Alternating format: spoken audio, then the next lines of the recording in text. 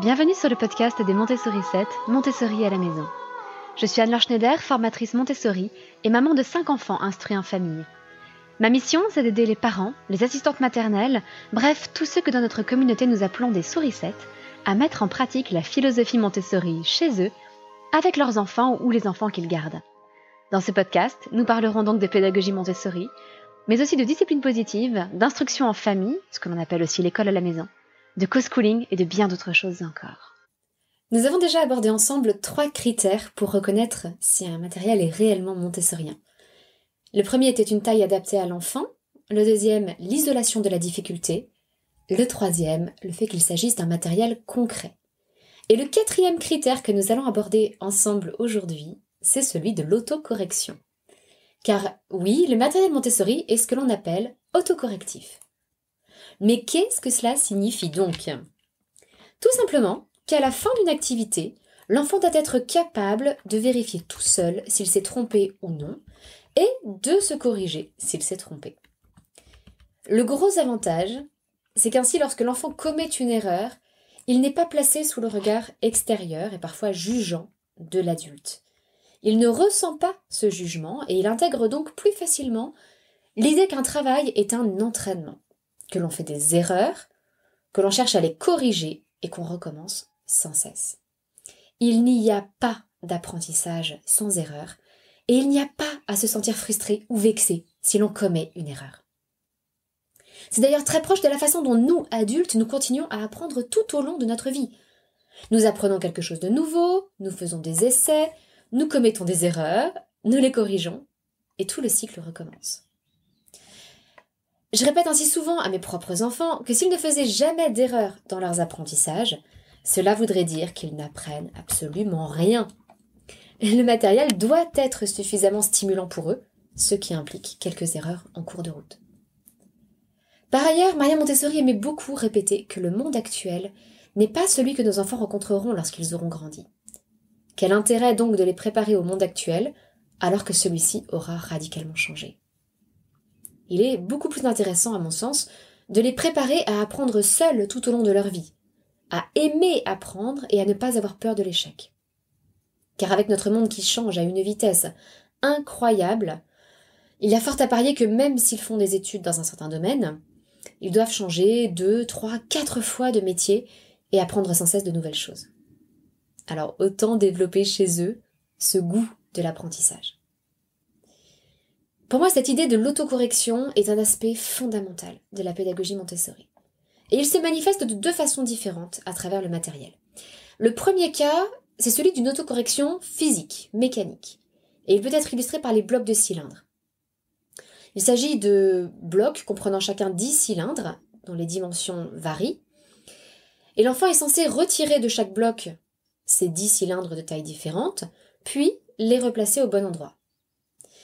Et si l'enfant a commis une erreur, il se peut qu'il ne s'en rende pas compte tout de suite. Par exemple, s'il a placé un cylindre trop petit dans l'un des orifices.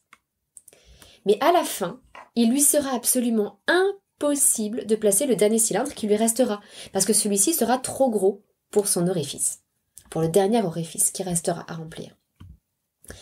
À ce moment-là, l'enfant aura donc un cylindre qui lui reste en main, et il sera obligé de se corriger pour réussir à le positionner. Il va donc apprendre quelque chose de nouveau. Peut-être qu'il ne verra d'ailleurs pas tout de suite comment se corriger.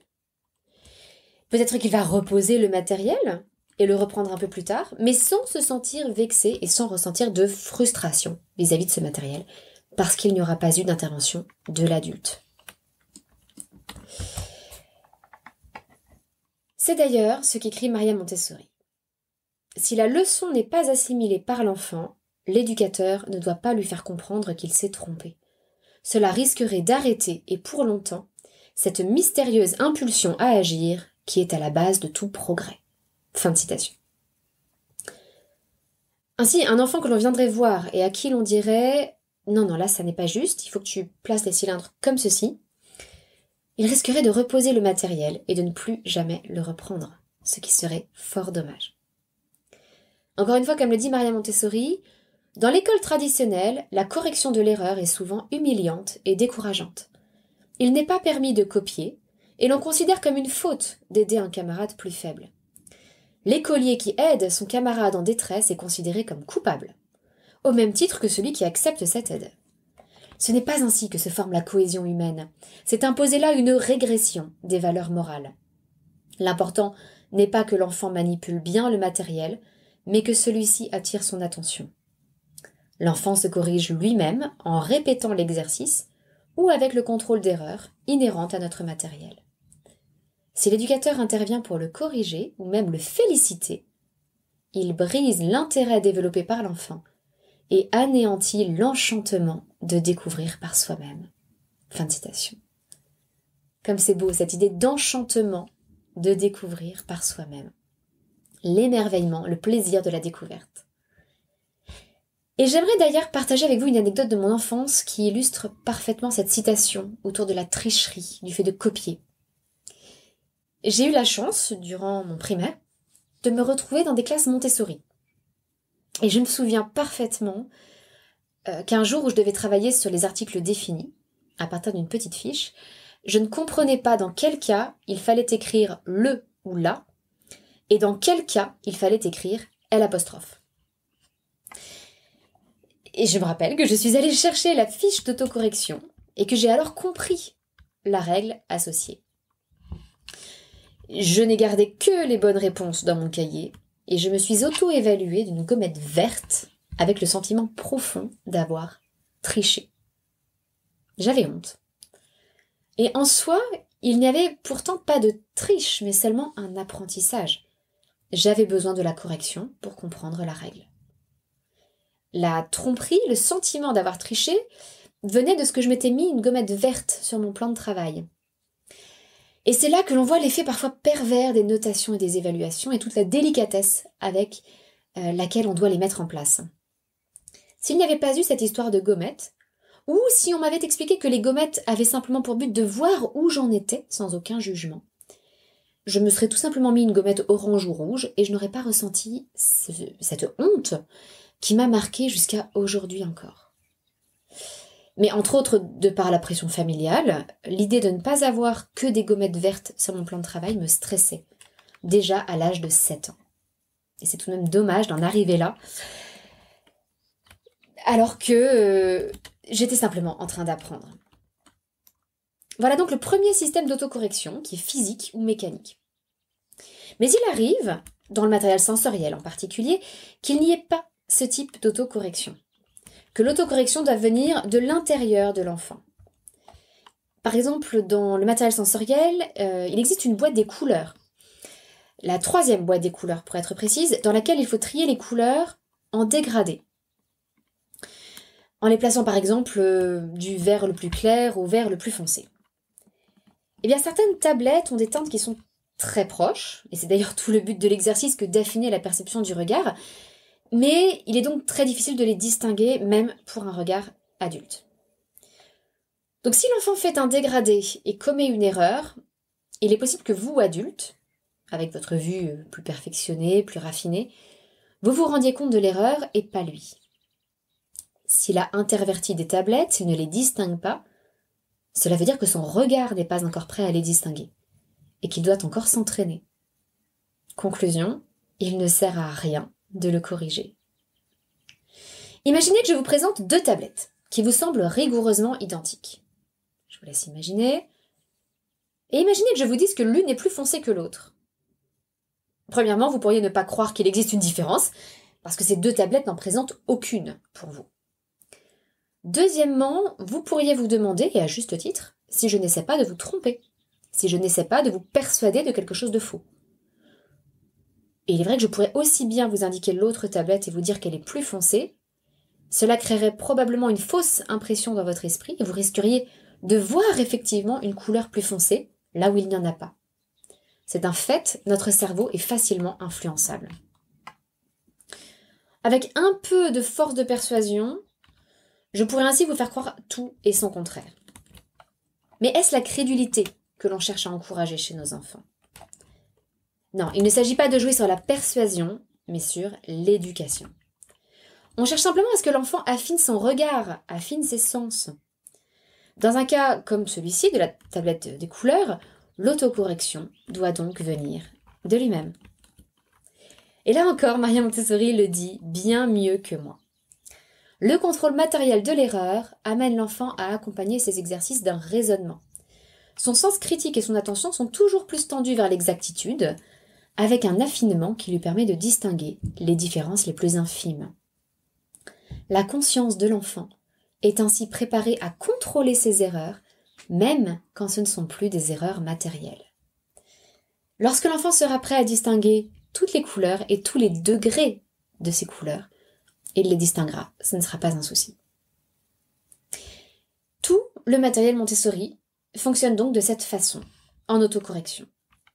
Et je vais vous donner un dernier exemple, celui des dictées muettes. Dans les dictées muettes, l'enfant a des petites pochettes, souvent sur un thème phonétique, par exemple sur le son K, qui s'écrit QU, avec des mots comme pique, comme dans le jeu de cartes, l'as de pique, 4, masque, brique, etc. Le principe, c'est que l'enfant commence par disposer les 9 images sur son tapis de travail. Puis, il place en dessous de chaque image l'étiquette correspondante. C'est un premier travail de lecture. Ce sera l'occasion pour lui justement de découvrir l'écriture de ces mots, qui n'est pas phonétique à cause de cette écriture QU du son que. Puis, il retourne toutes ces étiquettes face cachée. Il compose chaque mot à l'aide d'un alphabet mobile avant de retourner l'étiquette correspondante pour se contrôler. Là encore, si l'enfant s'est trompé, rien de grave, la correction elle est immédiate. On ne cherche pas à le mettre en échec, ça c'est le principe d'isolation de la difficulté, mais à l'inverse, on ne doit pas non plus avoir peur de l'échec. Il s'agit d'un exercice et pas d'une évaluation. Par exemple, si l'enfant s'est trompé et qu'il a écrit le mot pic, P-I-C, il pourra se rendre compte tout seul, grâce à l'étiquette, que ce n'est pas comme cela que ça s'écrit. Il se corrigera, et la prochaine fois, il a fort à parier qu'il ne refasse plus cette erreur. Je vous invite donc à faire très attention lorsque vous achetez du matériel, à toujours vérifier qu'il y a bien un système d'autocorrection, qui soit ou bien inclus dans le matériel, comme pour les blocs de cylindre ou les dictées muettes, ou alors s'il s'agit d'un matériel purement sensoriel, assurez-vous que l'enfant puisse de lui-même, de l'intérieur, s'autocorriger. Et surtout, ne venez pas le corriger, cela ne sert à rien, c'est même contre-productif. Encore une fois, vous n'êtes pas en train de lui faire passer un test ou un examen, vous êtes simplement en train de lui proposer un entraînement afin qu'il développe toutes ses capacités. Je citerai Maria Montessori une dernière fois. Le matériel se substitue à l'enseignement verbal de l'éducateur. Il révèle l'erreur à l'enfant et permet ainsi l'auto-éducation. Par l'usage de ce matériel, l'enfant devient plus sûr de lui. Il prend conscience de ses possibilités. Il pourrait dire « Je ne suis pas parfait, je ne suis pas puissant, mais je sais faire cela. Je connais ma force et je sais aussi que je peux me tromper et me corriger. Alors, je connais mon chemin. » Fin de citation. Et sur ces belles paroles de Maria Montessori, je vous laisse pour aujourd'hui et je vous donne rendez-vous demain pour aborder le 5e critère qui permet de reconnaître un matériel Montessori, des matériaux de qualité. Et je vous souhaite donc une excellente journée, à très bientôt. Votre petite sourisette, Anne-Laure.